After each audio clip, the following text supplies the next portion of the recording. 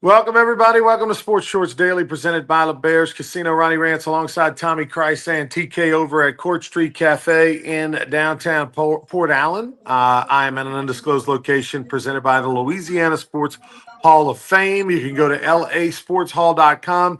We're going to have the Santa Super 7 auction probably about 3 weeks from now. Maybe three, and it's going to be a great time to be able to get those kind of Christmas gifts and those specialty items for folks at the end of the year. If you got any tax write-offs, it goes to the foundation, so you can get a little write-off, but also get some cool gifts that you can have for either your office, yourself, your loved ones, your kids, your friends. lasportshall.com, Santa Super 7 online auction. We'll be telling you more about it as we get closer. All right, TK. By the way, a little note for Texas Collegiate League fans, whether it be in Baton Rouge with the Rougarou, whether it be in Lake Charles with the Gumbo Gators. Tickets will go on sale, season tickets, and we have some incentives for you to get your tickets now. Will go on sale Black Friday. We're going to have a Black Friday sale. If you buy a Rougarou season ticket, it will be $99 for one season ticket.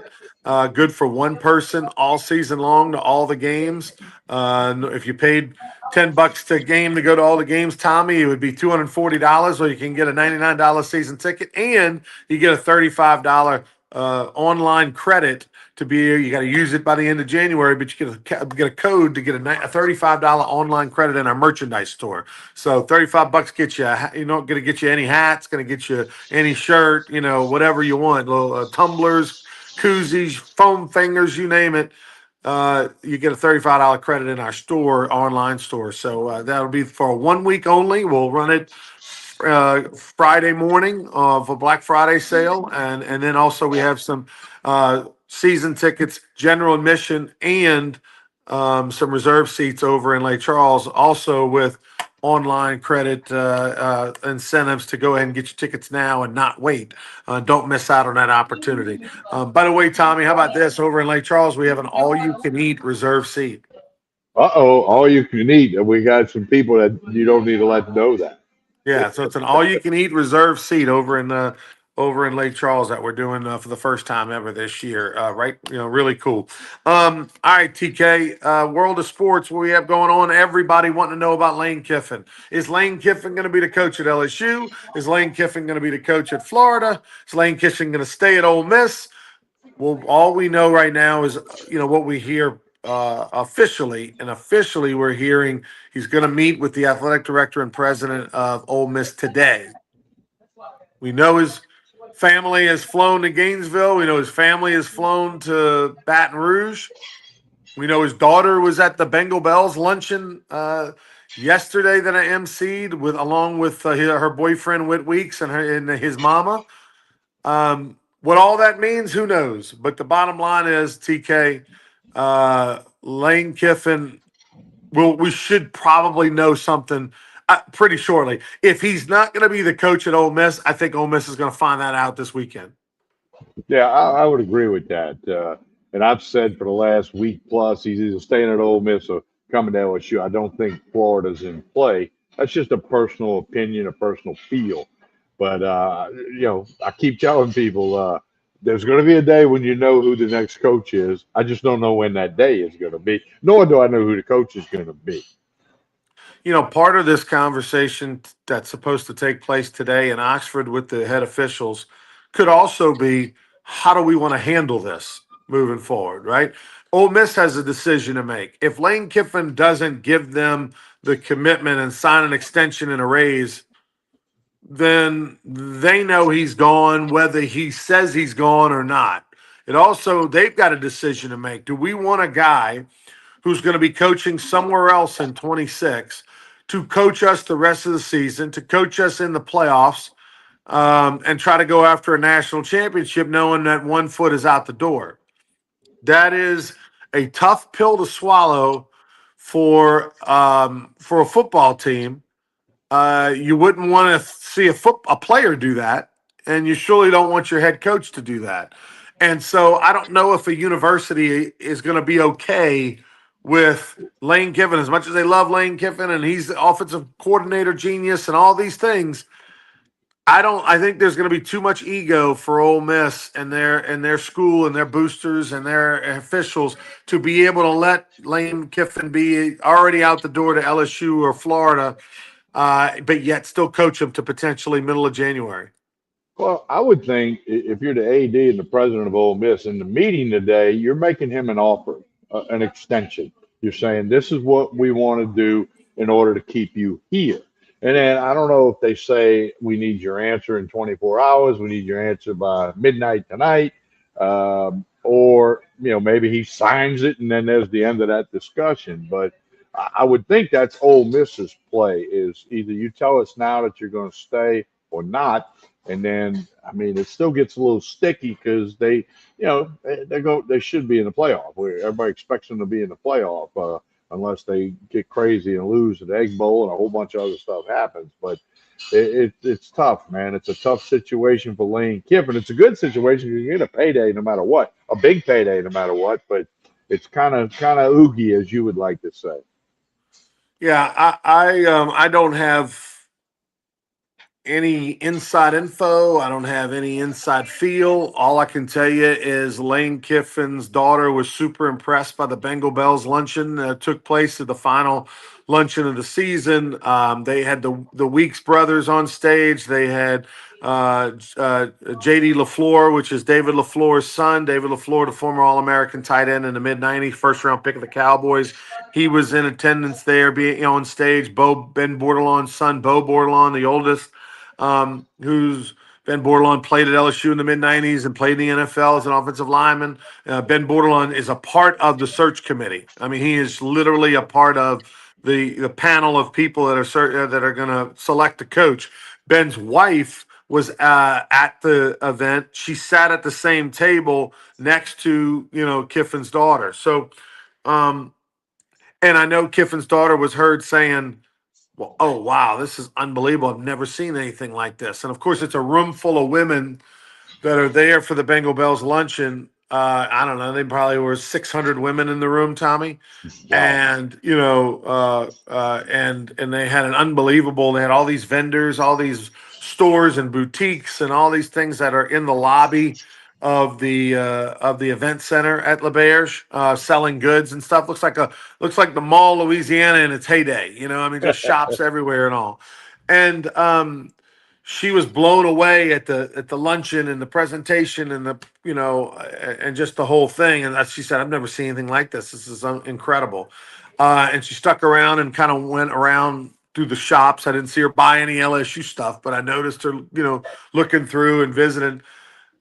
You hope that made an impact, and she goes back to Daddy and says, "Oh my God, Daddy, these people are great, and they're so passionate." And blah blah blah blah blah. Does that make a difference? Who knows? I mean, but so that's all I've got, and I do feel like he's not going to stay at Ole Miss. That's definitely what I feel. Could be wrong. Maybe he has a guilt complex or something. But if he was going to stay at Ole Miss by now, Tommy, I think he would have done so, and it would be less public and less messy. If he sent his family, if his agent and he sent his family to go to Florida and go to Baton Rouge to just shake down Ole Miss, that's a little much because it's been a couple of weeks of unnecessary distraction at the wrong time of the year to do so for something like this. And now it's coming to a head where you've got the Egg Bowl coming up. People are going to want to know in or out, and we're going to find out soon. But I think Lane is out at Ole Miss, and it's either Florida or LSU. But that's just based on everything that I'm seeing. Do you think there's a scenario that he's out? Okay, President AD put the offer on the table today, and he says, "Guys, I'm not signing that." That they let him coach for however long Ole Miss can keep playing, or do they tell him, "Hey, coach, if you're not going to commit to us, we'll get an interim coach for the Egg Bowl next week"? I I don't I think as long as he doesn't tell them no, as long as he doesn't tell them I'm going to LSU, I'm leaving, and as long as it doesn't get out publicly, I'm gonna say they ride with him. Um, he got him here. He you got no shot if he's not there, right? You know what I mean? Like you're hurting yourself by having Lane Kiffin not there. But, if Mr. Johnny, who writes the big checks, says, I want him out, then maybe he is. But gun to the head, I'm going to say, as long as he doesn't say I'm leaving and he just puts him off, I think they let him coach. Yeah, well, and this is something that's going to probably happen each and every year. Not with LSU, not with Lane Kiffin, but it seems like in the landscape of college football now, we're always going to have the team that needs a coach, and they want somebody who's got a playoff spot, or going to good chance to get a playoff spot, or somebody that's going to be locked into the playoffs. So I mean, it's just going to be part of it. And I know Tiger fans are anxious everywhere I've gone for the week. Right, I made a comment. I had $1 for some every time somebody said who's going to be the next coach. I'd have a lot of dollars, but I don't know. I can guess and what I feel, but it's just part of it. And hopefully LSU finds a way to do the right thing, whether that's Lane Kiffin or not. And they got to get a coach, and they will. By the way, Brian Kelly being linked to potential Michigan State job. He's got a lake house in Michigan. He started off his career as a coach at two different colleges and head coach two different colleges in Michigan. So there's a lot of ties there. It makes a lot of sense. Michigan State that job is not officially open, but it's expected to be. I think they're 2-8 or something like that. And that would be a great thing for LSU if he got that Michigan State job, because whatever he makes on an annual salary would be offset by the LSU would be able to delete whatever he makes annually from what they owe him, which is $10 million a year. The problem, Tommy, is Michigan State knows that. Brian Kelly knows that. And there's no reason for Michigan State to overpay, right? So they're not going to pay him more than what he was making at LSU. So whether he makes $5 million on the books at Michigan State or whether he makes $6 million on the books at Michigan State doesn't really matter. So Michigan State's going to probably pay him a little bit on the lower side of the Big Ten because he knows he's going to get the rest from LSU. Well, a similar situation occurred a long time ago. You and I were involved in when Hal Mumme took the job at Southeastern. I mean, I think his salary was 70 or 75,000 when he took it in 02, 03. But Kentucky still owed him 450,000 for 2 more years, 2 more payments of 450. So he was able to take the Southeastern job, get his name back in the ring, and then when the Kentucky check stopped, he went to New Mexico State because they paid him 2.25 or 250, somewhere in that neighborhood. So you're right about that. And LSU AD office is probably hoping he gets the Michigan State job, and hopefully they really pay him a lot, is what they're thinking. All right, TK. So the Lane Kiffin watch is officially on. As far as LSU football this weekend, the Tigers at home against WKU, formerly Western Kentucky. They want to be called WKU now. And this is a pretty decent WKU team. Yeah, they're 8-2 overall, 6-1 in Conference USA. And LSU's now a 21.5-point favorite, 3 touchdowns, over and under 50.5.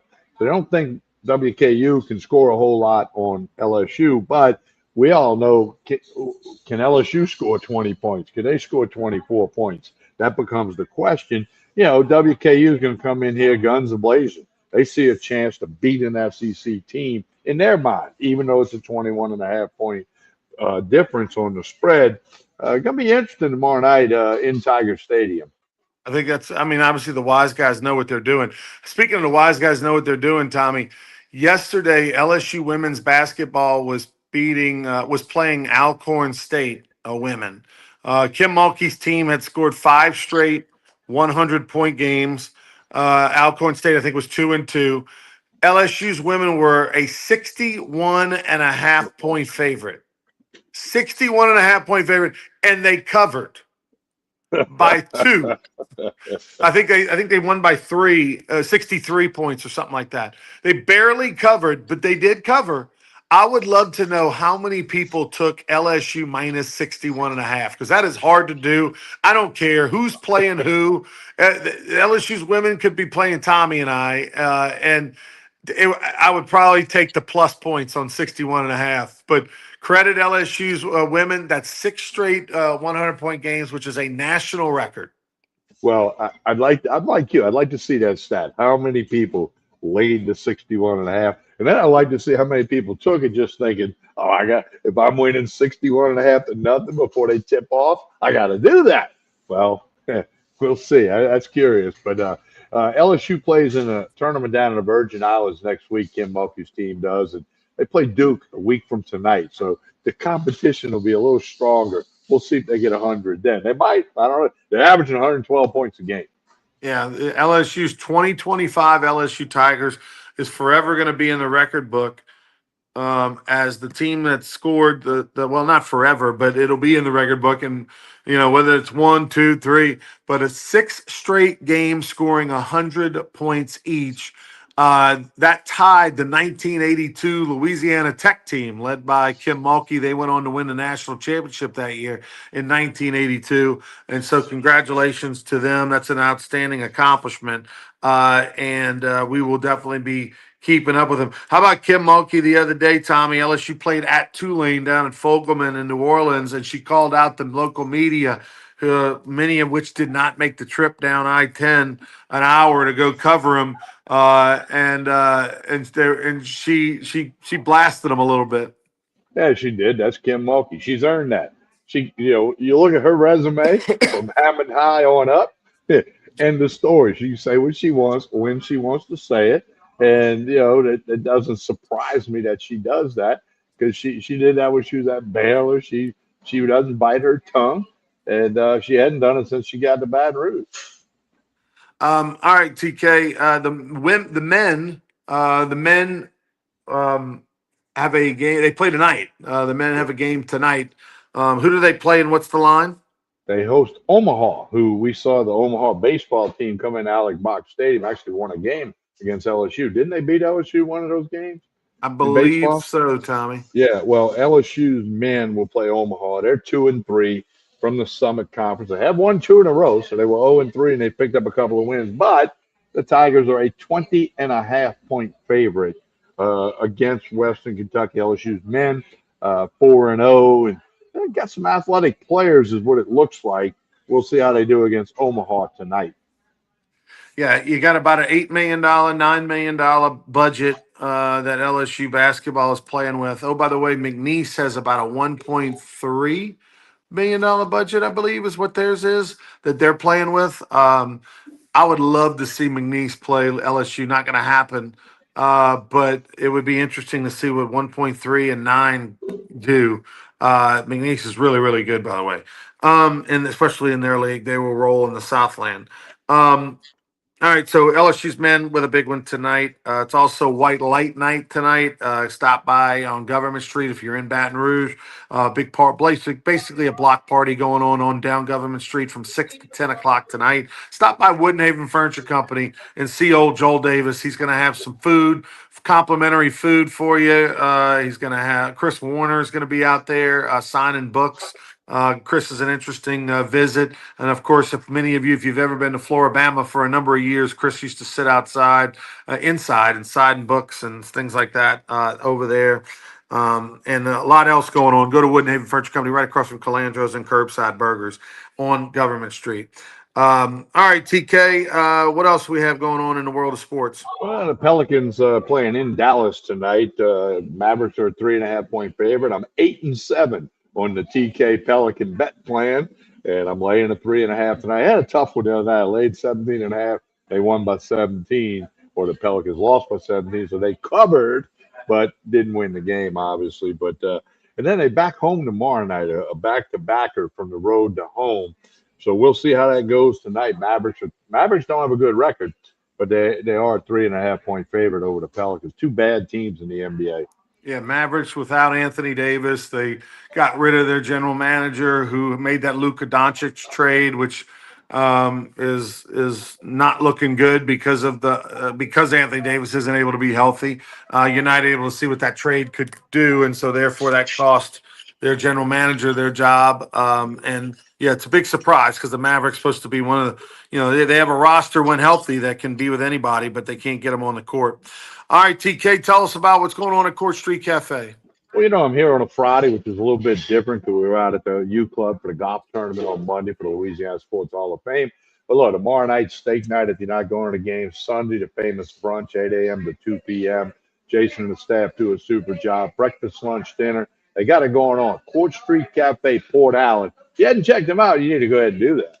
By the way, speaking of brunch, we'll be at Leola's tomorrow from 10 to noon doing our radio show. A great brunch. Breakfast and lunch and brunch over there throughout the week, 7 days a week. But it's right there on Government Street, right behind Circa 1856 on Government Street. So we'll be at Leola's broadcast, and always looking forward to that because of the great food that they have. So give us a listen on ESPN Radio, Lake Charles, Lafayette, Baton Rouge.